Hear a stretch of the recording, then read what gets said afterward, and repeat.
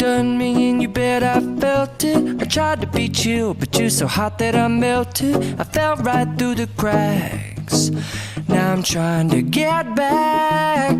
Before the cool done run out, I'll be giving it my best. This and nothing's gonna stop me but divine intervention. I reckon it's again my turn to win some or learn some, but I won't hesitate no more, no more. It cannot wait. I'm yours.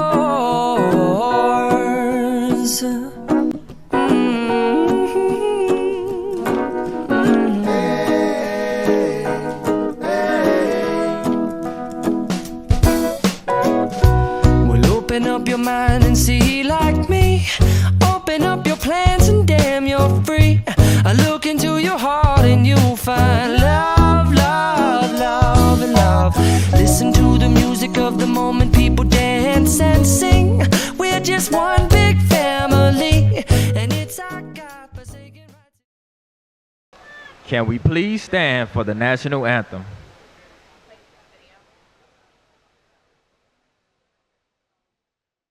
Oh, say, can you see by the dawn's early light what so proudly we hailed at the twilight's last gleaming, whose broad stripes and bright stars through the perilous fight o'er the ramparts we watched were so gallantly streaming, and the rockets' red glare, the bombs bursting in air, gave proof through the night that our flag was still there. Oh, say does that star-spangled banner wave o'er the land of the free and the home of the brave?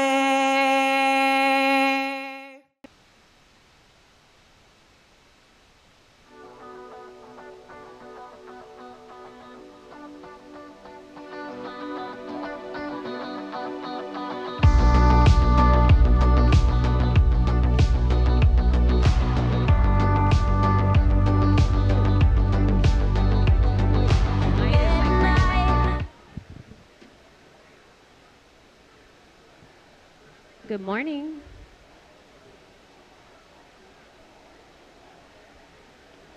All right, are we all gonna get seated? So what an amazing performance by Kian from Carey Family Brandon Club. Good morning, everyone, and welcome to this year's Great Futures Breakfast, where great futures start with you and me. My name is Angelique Sperling. I'm a corporate board member of the Boys and Girls Club, a co-chair for the Great Futures Breakfast, and a mom of a former club kid.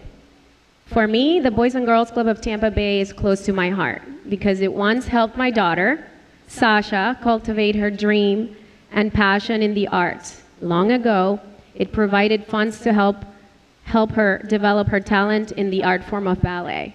And for that, I am forever grateful. I'm proud to be co-chair for the Great Futures Breakfast this year, along with our impact sponsor, Bill Winters. I'm blown away by all that we have accomplished together the past few years, and I'm so excited to see the impact we can make today. Bill? Hey, good morning. Thanks for coming. Great turnout. I'm Bill Winters. I'm involved with the Boys and Girls Clubs because of the great work they do to nurture and advance more than 12,000 kids in our community. Today you'll hear about some of that great work, and you'll hear and you'll see some of the results. The results are outstanding. They're almost unbelievable. The return on investment to our community of the money that we contribute is amazing. On behalf of myself and my fellow co-chairs, Angelique Sperling and Richard Gonsmart, I'd like to thank all of our table captains, our guest speaker, Mona Dixon, and the club alumni and staff who are joining us. We have a big $1 million goal to reach this morning. Actually, I'd like to do a little better than that. But $1 million isn't just a number. Each dollar given provides support and direction to children in our community. We can only reach that goal and help our kids achieve their dreams and full potential if we all contribute what we can. A lot of what I'll be doing this morning is recognizing the sponsors who've really helped us out and made this event a success. To that end, for those people and companies who've already given, it's my honor to recognize our top sponsors of this morning's breakfast. Please hold any applause until all sponsors are announced. I believe they'll be showing up here.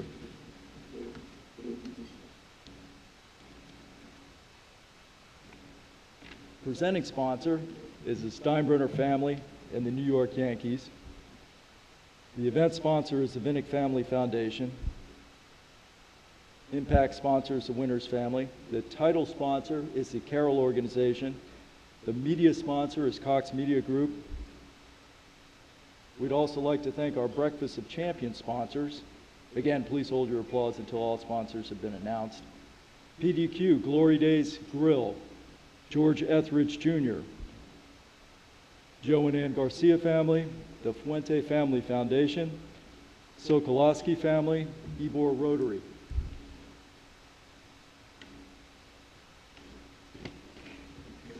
Tiny bit off script, and they did give me a script. As I see these sponsors, I see these guys year round. These people are helping us out all year round, not just at this event, and I thank them for that. Thank you, Bill. I'd also like to take a moment to thank our Platinum sponsors for changing the lives of our kids. Please hold your applause until all Platinum sponsors have been called. Antonori Financial Services, High Velocity, Validus Senior Living, Amer Factors, Mark and Lisa Jacobson, Jean McDonald and Sports Club of Tampa, ReliaQuest, Kevin Scott, MD and family, Blackstone Medical Services, Walter Family Foundation, Henderson Family Foundation. Thank you.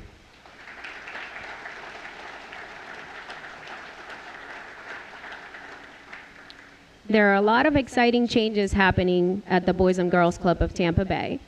We are very fortunate to have a great team of leaders to help guide the kids. One such leader is our new president and CEO. Please welcome Freddie Williams.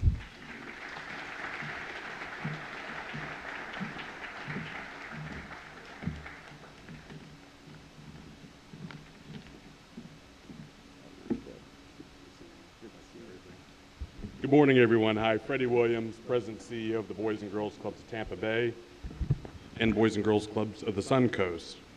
You know, this is my first Great Futures Breakfast as the CEO. I've had the pleasure of serving and being here as a guest, but it's absolutely humbling seeing the amount of support and the energy that surrounds in this room.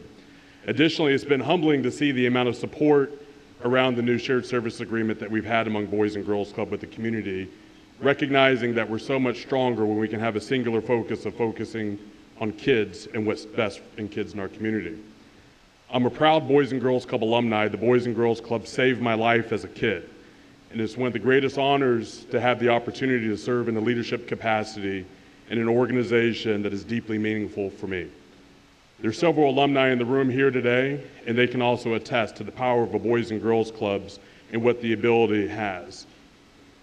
When you walk inside of a Boys and Girls Club, we have world-class programs that are led by talented staff. And I've been astounded by our staff and the ability and their focus and support of our clubs and our club kids. I'd like to draw everybody's attention so you can see a short video that says a day in a life inside of one of our Boys and Girls Clubs.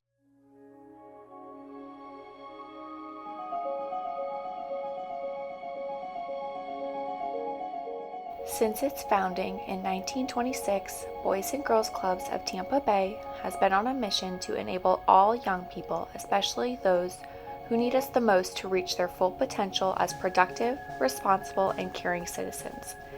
Our organization serves more than 12,500 youth in Hillsborough and Pasco counties annually at our 25 clubs. We provide an educational, fun, safe haven for children of all colors and creeds to grow and thrive in our community. Through engaging programs focused on academics, health and wellness, and character and leadership, our caring staff are trained to guide, coach, and motivate kids to seek and achieve success. We believe building strong children is much easier than repairing broken men and women, so we consistently strive to empower our youth to excel in school and lead healthy, productive lives. We remain committed to ensuring club staff, all of our members, and their families have the resources necessary to navigate uncertain times by providing meals, programming, and support to those who need it most. Now more than ever, we look to our community, our advocates, and champions like you to help us continue in our cause. Together, we can make a positive difference in our world, one child at a time. Thank you for your support.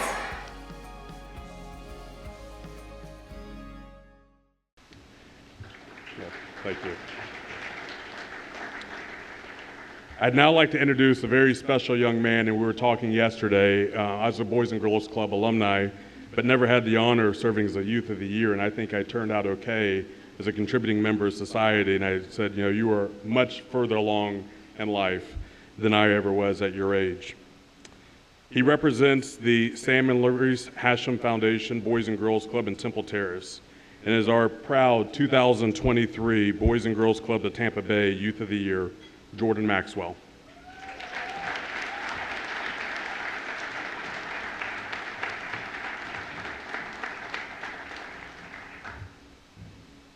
Wow, I get my own slide? Hello, I'm Jordan Maxwell, and I'm your 2023 Boys and Girls Club Youth of the Year and a second-generation club kid. In 2018, my parents moved my brothers and I to a new home in Temple Terrace. My brothers and I were so excited because we could all finally have a room to ourselves. However, I do recall one day my parents coming home and mentioning that this new Boys and Girls Club will be opening up in Temple Terrace. My brothers and I were skeptical, but my parents, they told us stories and regaled us of the times when they were younger when they went to the West Tampa Club.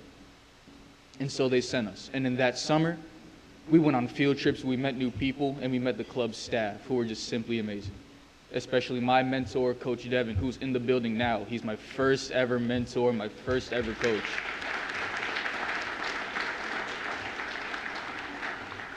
He treated me with respect, he genuinely cared for my well-being, and he helped me with my homework.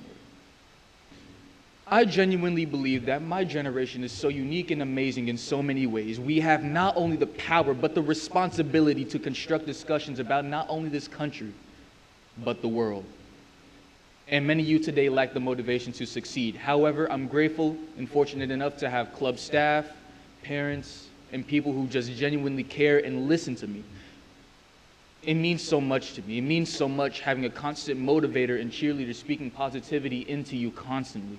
Because without that necessary support, it can become detrimental to you, such as myself. Over the past 4 years, attending the Boys and Girls Club has meant so much to me.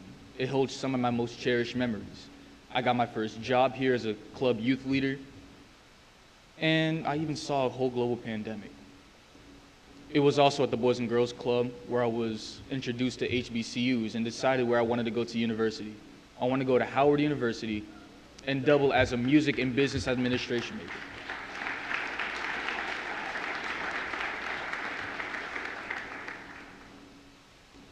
As a senior in high school, looking toward the future, to college and to being a young adult, I will always hold the Boys and Girls Club in high esteem. This place was a training grounds for me. And this place has so many unforgettable memories that I could list them, but we have a program to run, so I can't do that. But this is where I grew up. And I can't thank my parents, and I can't thank my wonderful staff, especially Coach Devin, who've afforded me so many valuable opportunities, and so many times where I had to laugh, and so many times where I just had opportunities to grow. And so thank you to all of you. Now,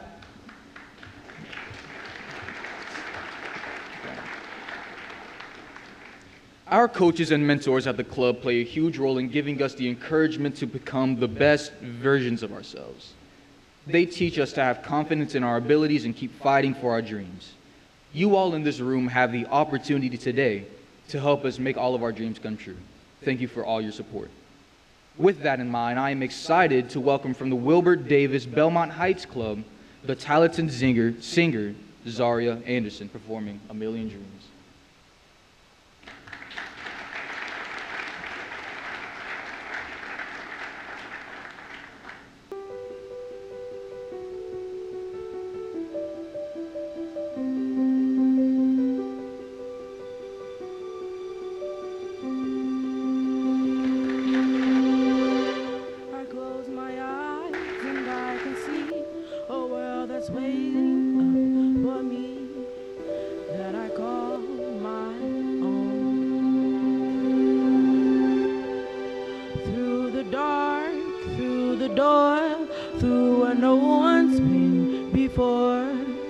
But it feels like home.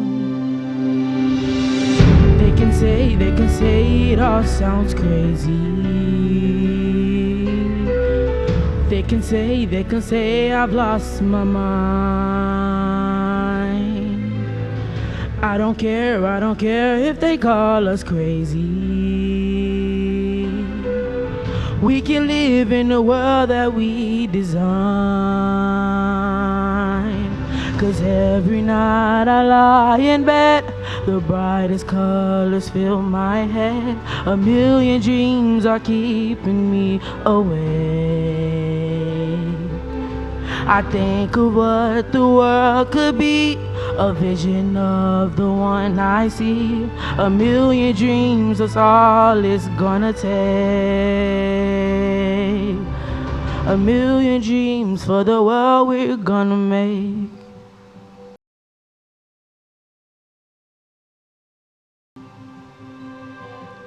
There's a house we can build. Every room inside is filled with things from far away.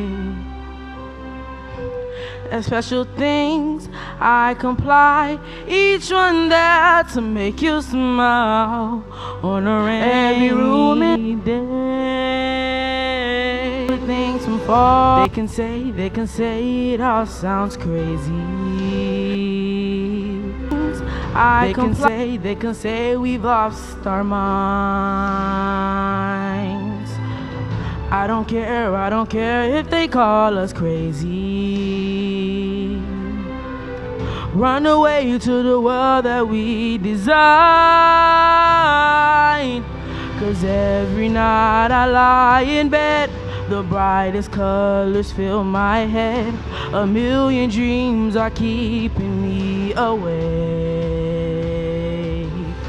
I think of what the world could be, a vision of the one I see. A million dreams, all it's gonna take.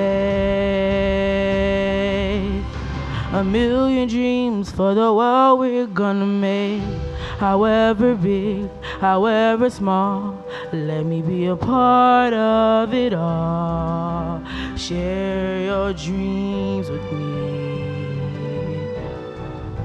You may be right, you may be wrong, but say that you bring me along to the world you see, to the world I close my eyes to see. I close my eyes to see. 'Cause say that you bring, I lie in bed, the brightest colors fill my head. A million to the world I keep me away. I close my eyes, I think of what the world could be, a vision of the one I see. A million dreams is all it's gonna take. A million dreams for the world we're gonna make.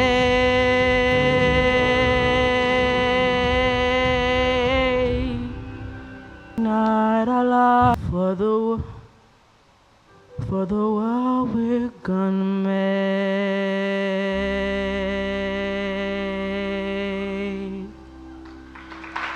Thank you. What a beautiful performance by Soraya. Wow, these kids have so much talent, from her to Jordan. I'm embarrassed being up here now. The clubs are very important to our youth, going back to the script, and it wouldn't be possible without the support of our community and friends. Please help me recognize all the great supporters who have been loyal contributors to the Boys and Girls Club mission, such as our gold sponsors.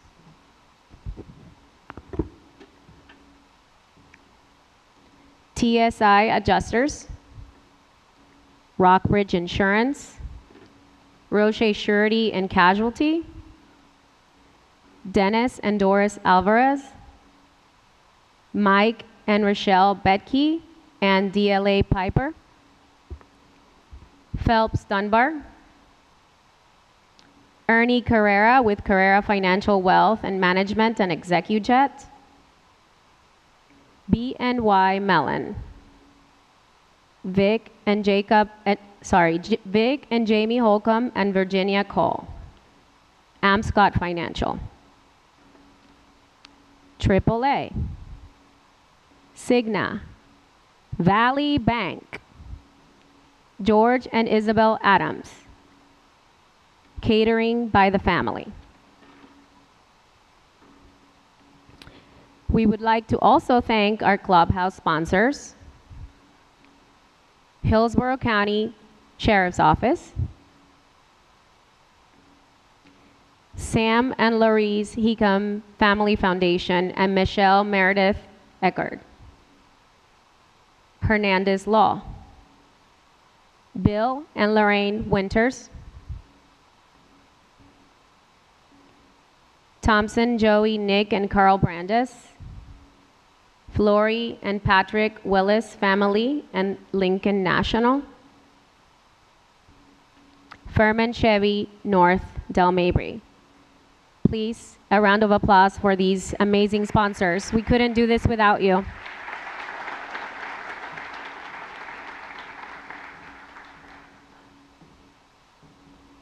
What we've seen throughout the years, a lot of years, is that every act of generosity and support makes an impact. Our silver and bronze sponsors, many loyal supporters of Boys and Girls Clubs, continue to change lives in our community. Rotary Club of Tampa, DeBartolo Family Foundation, Furman Motor Cars, Bonefish Grill, GTE Financial, Baycare, Rooms to Go Foundation, Joe Reddick at Ameriprise Financial Services, Roger Robson, PNC Private Bank, Bill and Lori Winters.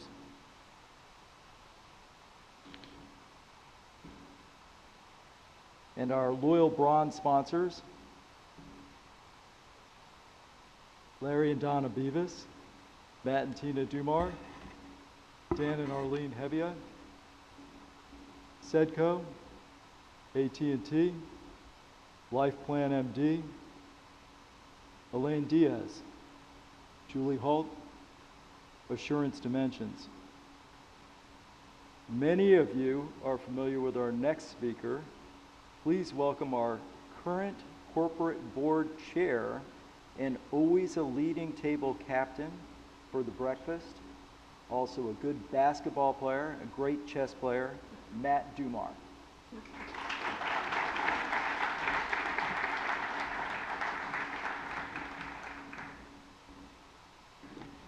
Thank you, Bill and Angeline. As Freddie said, in our clubs every day is where it really all happens. It's where the rubber hits the road. And I'm so grateful that all of you are here today because you are the hub of our wheel and the spokes of our wheel that keep us steady in serving our mission. And I'm really grateful to one of those supporters this year who took on the role of our interim CEO for almost half a year, just out of the goodness of his heart, and that's Larry Beavis. And really, thank you, Larry, for doing that.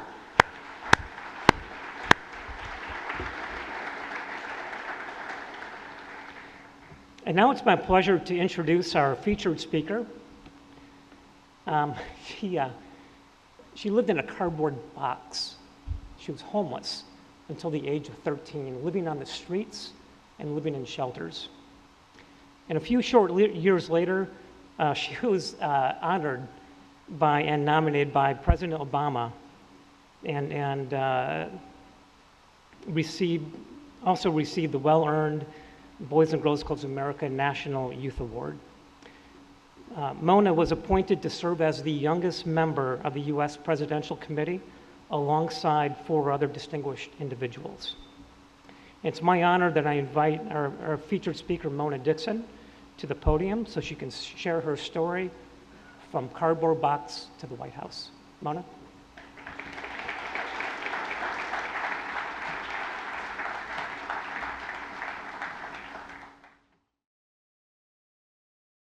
Good morning, everyone. Oh, it's bright and early, and it's like 6 a.m. back in Phoenix, so I know you can do better than that. So good morning, everyone. It is a pleasure and an absolute honor to be with you all this morning to share my story on how the Boys and Girls Club was an absolute blessing in my life and how it took me from being homeless and living on the streets to where I am today. So thank you all once again for being here and for those who are watching at home as well. For me, I'm 31 years old now, but I was actually homeless up until I was 13. And my mom, she actually had a rough upbringing after her mother was murdered when she was 12 years old. So fast forward, she had my sister at 16 and had me at 17 and had my brother not too long after that at 21 years old. And I always talk about how I remember going into dumpsters, and there would be nights where we would pull out cardboard boxes and we would sleep on them because that's all we had to lay on and to call our bed for that night. And I remember I would always like pull out these Ziploc baggies full of school books and I would read them and try to imagine myself as a character to kind of feel safe in that type of situation that we were in. But no matter where we lived, my mom always said that like college was going to be the key to my success and that we had to go to school. And that was pretty difficult. We would get ready for school in gas station bathrooms, and sometimes my mom would get us to a shelter in time because some people was like, why don't your mom just get a job and why don't you guys can stop being homeless? But we were stuck in this kind of cycle of homelessness. For example, we'd go to a Salvation Army, but the Salvation Army only had a certain amount of cots available and you had to get there by a certain time in the evening. So if my mom worked a full-time job, then we wouldn't get there in time to get a cot to sleep at night. So she had to work a part-time job, but now we don't have enough money to live. So it was kind of this cycle that was very, very difficult to get out of. And then once I got to school, I wondered, like, how was I expected to think about a hard math problem or a hard vocabulary word or anything when I was thinking about where my next meal was coming from, or if my family's okay, or better yet, where am I gonna sleep tonight? And it was even harder for me when teachers would ask questions like, what do you want to be when you grow up? And all these kids would raise their hands and say what they wanted to be, and the teachers would give them all of these words of encouragement. But when I gave my answer, it was almost as if I could see doubt in their eyes, like, how could you possibly want to be something like that and you don't have a support system? Or how could you possibly want to be something like that and you don't have two parents at home? Or even better, and better yet, how could you possibly want to be something like that and you don't even have a place to lay your head at night? But it was when my mom made that decision to make one more move, and I hated that. I hated to move because that meant that I had to make more friends and new friends, it meant I had to continue to explain to people why my clothes were torn or why they were dirty or why I had to wear the same clothes over and over and over again. But that move turned out to be the best of my life because once we got out of a shelter and on Section 8 and food stamps, the Boys and Girls Club happened to be right behind my first apartment that I ever lived in. And I used to be ashamed, and I used to be shy. I'm not shy anymore. I could talk to you forever, but we got a time limit today, and I'm keeping track here. But I walked to the Boys and Girls Club one day, and the kids used to always say, Mona, can you come to the club? Can you come to the club? And I'm like, no, I got to do stuff at home. But in all actuality, I didn't go because I knew that it would cost something, and I didn't know what that something was, but that something was going to be too much for my family to afford. But my mom, she was never afraid to like ask for help or ask questions. So I went there and I said, what do I have to do to come to the Boys and Girls Club, my 12-year-old self? And the lady at the front desk said, well, you have to bring back this application and this $20 membership fee. And I said, okay. And then I grabbed the application and I put my head down and I was just going to walk out and never come back because I couldn't afford $20. My mom could have spent that on toilet paper or toothpaste or food or anything else at the Dollar Tree to help us survive. So I almost was ashamed to go to my mom and ask her to provide something for me that I know would be a burden to her. And it was as if, and I don't know if you, for those of you who've ever been to a Boys and Girls Club, kids running in, out, in, out, in, out, it's insane. But that lady, she focused in on me in that moment, and she said, hey, wait, come back. And she said, just bring that application form, and don't worry about the rest. And I said, okay. And I talk about how that changed the rest of my life. That lady paid my $20 membership fee for me, and it allowed me to be where I am today. And so fast forward, I'll tell you all about the Boys and Girls Club and what it did for me. So I walked into that Boys and Girls Club. I no longer had to worry about where my next meal was coming from because we had food programs at the Boys and Girls Club. I no longer had to worry about resources to be successful because the Boys and Girls Club eliminated that for me at the Boys and Girls Club. I no longer could say I didn't have a pencil or Wi-Fi or a laptop to do my homework because the computer lab was open until 9 p.m. so I could get ahead in my classes. I had tutors, I had mentors. I volunteered in programs and was participating in Keystone, which is a teen leadership program that focuses on career exploration, academic success, and community service. And that taught me that I didn't have to be, I could make a difference no matter where I was in life. So here I was as a 13-year-old girl, but I knew that I could make a difference in the community. I was able to go back to the same shelter that I lived in and feed the homeless because of my Boys and Girls Club. And that led to a service in my heart that led me to be appointed by former President Obama to serve on the Corporation for National and Community Service. So that was an amazing accomplishment for me, but it all started at the Boys and Girls Club. And then fast forward, I remember there was a time at the Boys and Girls Club where I got my first job there that helped me support my family as well. But I remember my staff came up to me one day and he said, Mona, I want you to be the Youth of the Year. And I said, okay, well, what is that? And I used to do everything to kind of pad my resume so I can get scholarship money and go to school. So I would get involved in anything and everything that I could to become the most well-rounded individual so that I could get scholarship money and afford to go to college. And so when he said, be Youth of the Year, and I said, okay, I'll do Youth of the Year. What is it? And he said, well, you have a speech on the Boys and Girls Club and, what it's done for you and how it's impacted you. I said, okay, I could do that. And then he said, and then it involves your academics, your grades, community service, extracurricular. I said, okay, we're good. And then he was like, and then you tell your story of how you overcame homelessness. I said, absolutely not. And then he said, well, why not? And I said, no, you want me to get on stage and tell people how I grew up. You want me to tell people about something that I'm ashamed of or try to hide from. And he said, well, Mona, you get scholarship money. I said, okay, sign me up. So fast forward, I did the Youth of the Year competition, and going forward, you start at your club in the local level, and then the state level, and a regional level. And then in 2010, I became the National Youth of the Year for Boys and Girls Clubs of America.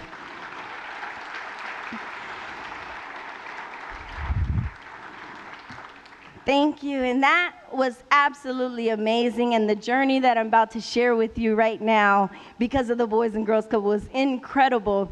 And it never would have happened if I never walked into the Boys and Girls Club that day. Starting with, I got all that scholarship money. So I was awarded with $100,000 in scholarships. And that led me, I got my bachelor's in business management, my communications studies communication studies with emphasis in advocacy was my master's program. And 2 months ago, I graduated with my doctorate in organizational leadership.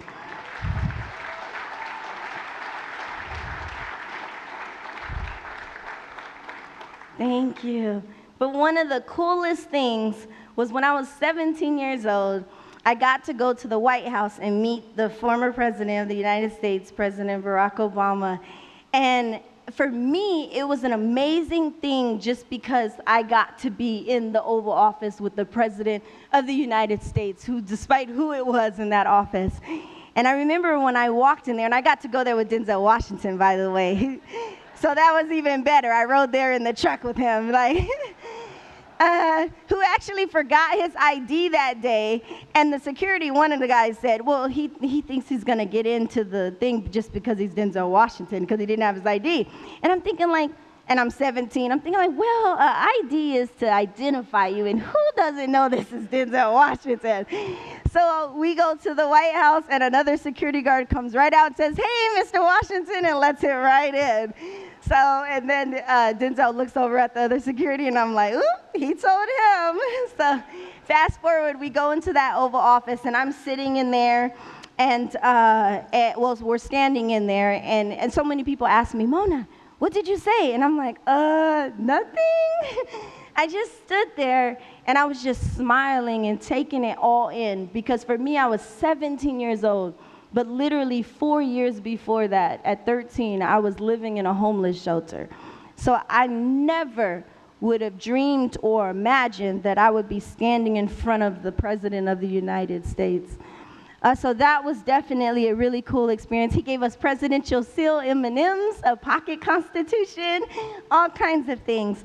But some other things that I've gotten to do is go on a tour with Lauren Daigle for 13 shows all over the country to help raise money for Boys and Girls Clubs all over the country. And then I did a commercial with Mark Wahlberg that raised over $1 million to help teens graduate from high school. I was recognized by LeBron James, my favorite basketball player, who gave me the shoe that I still have today. And he talked about how I inspire him to be a better person, a better father, and a better friend. So that was an absolute blessing to know that little old Mona could inspire someone who inspires millions of people all over the world. But of course, that came from the Boys and Girls Club.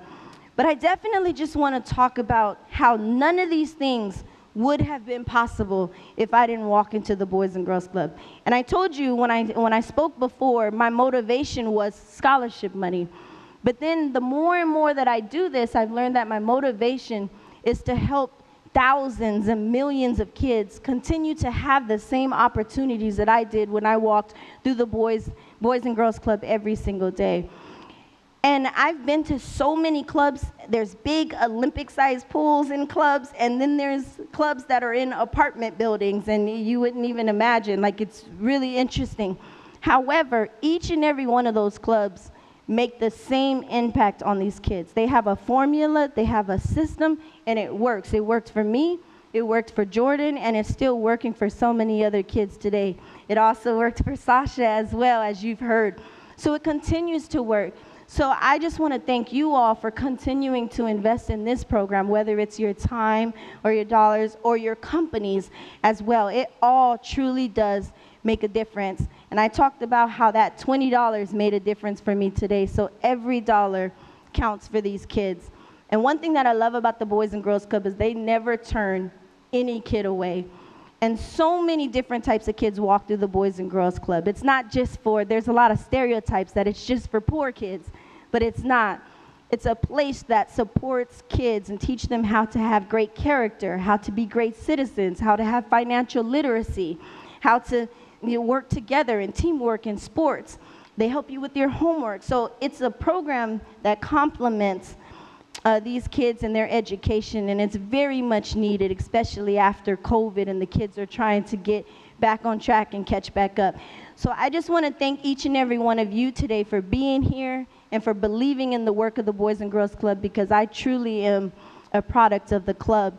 And last but not least, I have to do what's most important here today. I know each and every one of you probably came here today with a specific dollar amount in mind, and you said, okay, this is what I'm going to give, and this is what I have to give. But I'm going to ask you today if you can just stretch a little bit further, and let's go a little bit further for these youth that we're trying to provide for today. Not too long ago, I had a graduation dinner, and literally every single person in that room, I invited everyone from my Boys and Girls Club staff to my 6th grade English teacher. The majority of the people that were in that room, half the room, was my Boys and Girls Club staff, and they were my village. And one thing that I left each and every one of them with was a keychain, and it was a starfish keychain, and I'll close with this story. For those of you who don't know that story, there was a young boy who was walking down the street, a beach, and he kept picking up all of these starfish that came in from the tide, and he just kept throwing them back in, one by one. He would pick it up and throw it back in. And this older man came by and he said, "What are you doing? Why are you doing that?" And he said, "Well, I have to save the starfish. I have to give them another chance. I'm trying to throw them all back in the water." And the guy said, "Well, there's thousands of these on the beach. You can't possibly make a difference." And the little boy bent back down and he picked up one more starfish and he threw it in the water. And he said, "But I made a difference for that one." And that's what the Boys and Girls Club did for me, and is continuing to do for millions of youth and thousands of youth right here in Tampa Bay. So once again, I thank you all for being here today, for investing in the lives of our youth, because they are our future. And thank you for being a part of our village. So thank you and happy holidays, and have a great, wonderful rest of your day. Mona, if you could, please accept this token of our appreciation. We really thank you for coming here this morning and inspiring us all with your story, and trust us, we are inspired.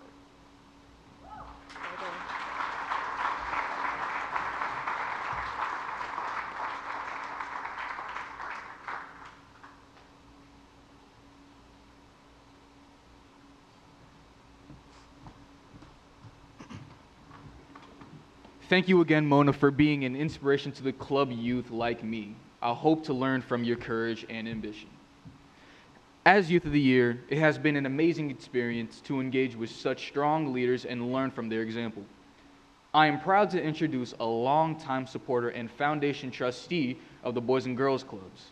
He formerly served as the foundation's chairman and is currently managing a general partner for the New York Yankees. As a presenting sponsor of today's event, it is an honor to welcome Hal Steinbrenner to the stage.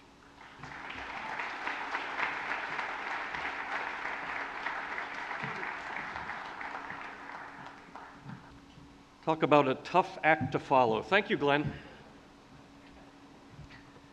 So I want to start, obviously, by thanking everyone here. I mean, this breakfast raises a lot of money for the clubs, and I can assure you the need has never been greater, and we will put it to very good use. This year, as was mentioned before, we served 12,500 youth at our 25 clubs. When we look at our youth and we look at these kids as a group, we see that 98% of them have income that qualifies as low or very low. 2/3 of them, 66%, come from a single-parent household. And 27%, over a quarter of them, are teenagers, obviously very important years. So what are we doing at these 25 clubs? Well, put simply, we're teaching these kids and giving them life skills that they'll need to be contributors to this great country of ours. We focus on three main areas, the most important being academics. When kids get to the clubs, the first thing they do is get busy on their homework. We have tutors there that help them. And we make sure they get done everything they're supposed to get done and learn everything they're supposed to learn. From day one, we really emphasize that getting a high school diploma in this country is not a luxury, it's a necessity. It's something that they need to do. It's extremely important. And we stress that the day they walk into the clubs. Health and fitness, very important. We teach them the importance of nutrition, the importance of exercise. Obviously, there's a lot of sports that happen at the clubs. And we also serve a lot of snacks and healthy meals, over 500,000 this year alone at our 25 clubs. And it's important to remember for some of these kids, probably a lot of these kids, the meal that they get at the club that afternoon is the last meal they'll get the entire day. Character and leadership, obviously very important as well. And not just leadership within the clubs, but leadership within the community. This year, 2023, our kids served 49,000 community service hours. That's something we're very, very proud of. So how do we know these programs work? And there are many, many programs that these kids go through on a daily basis. Well, we compare our kids to their peer group. We compare our kids to the kids that live in their neighborhoods and go to their schools but don't attend our clubs and don't go through our programs. And the differences are very significant along a lot of metrics. But the two that are most important to me, that I feel are most important, only 1% of our kids are involved in the juvenile justice system. When you look at their peer group, again, the kids that don't go to these clubs, the number is significantly higher. Most important of all, and the thing that I'm most proud of, only 80% of their peer group graduate from high school in this city. That's a troubling number, to say the least. 100% of our kids got high school diplomas and graduated high school this year.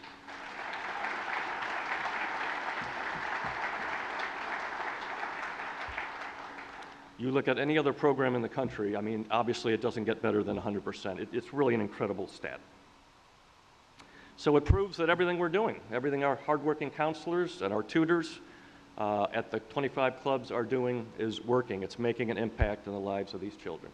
And obviously we cannot do this day in and day out, 365 days a year without people like you, great contributors. So I thank you personally for everything you do, and I'm sure we're going to hit over $1 million. I hope to see that on the screen at some point. So I'd like to turn all of your attention to the screens behind me for a very special video. Thank you.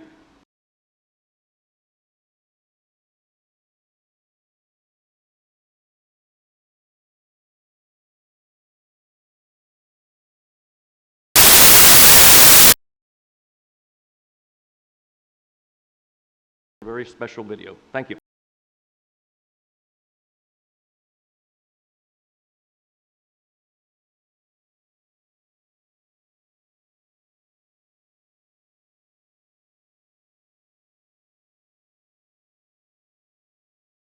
Very special video. Thank you.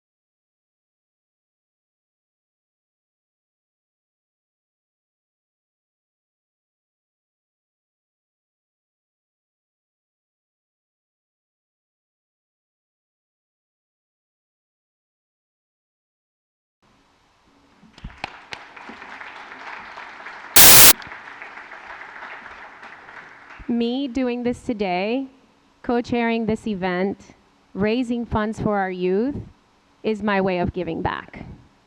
You all have an opportunity to give now, either on your phone, using the instructions shown on the screen, or via the envelopes on the tables. Please show your support by generously and by helping transform this great community that we all call home. You can participate by texting GFB 2023 to the number 71777, as seen on the screen behind me. There we go. Okay, we need, another $40,000, please. Whichever way you prefer, there's always a way to donate, so please donate today.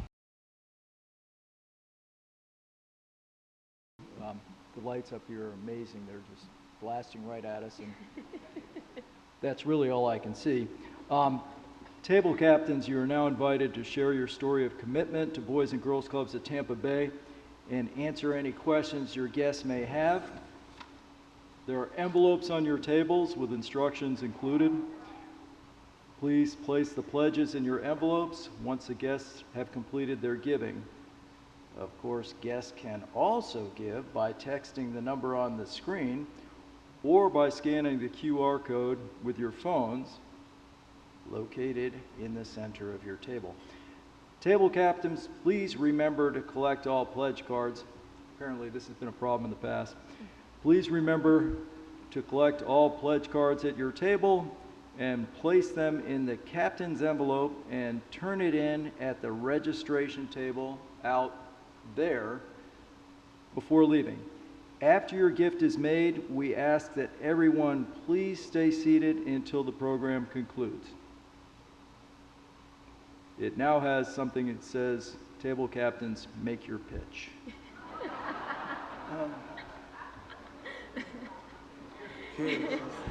Table captains, make your pitch.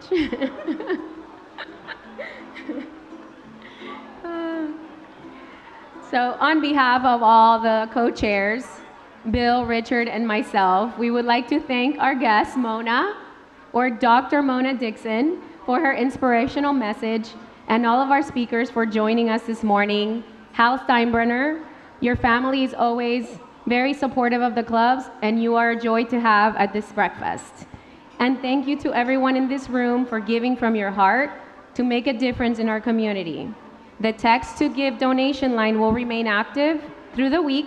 I encourage you to reflect on the amazing stories you've heard, the lives that have been changed, and please consider donating as an investment in our children's future and their dreams.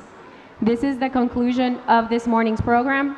Please leave your contributions and pledges with your table captain. On behalf of all our clubs, staff, board members, thank you to all of our sponsors. We couldn't do this without you. And everyone who supports youth in our community, we are wishing you a wonderful holiday season. Thank you.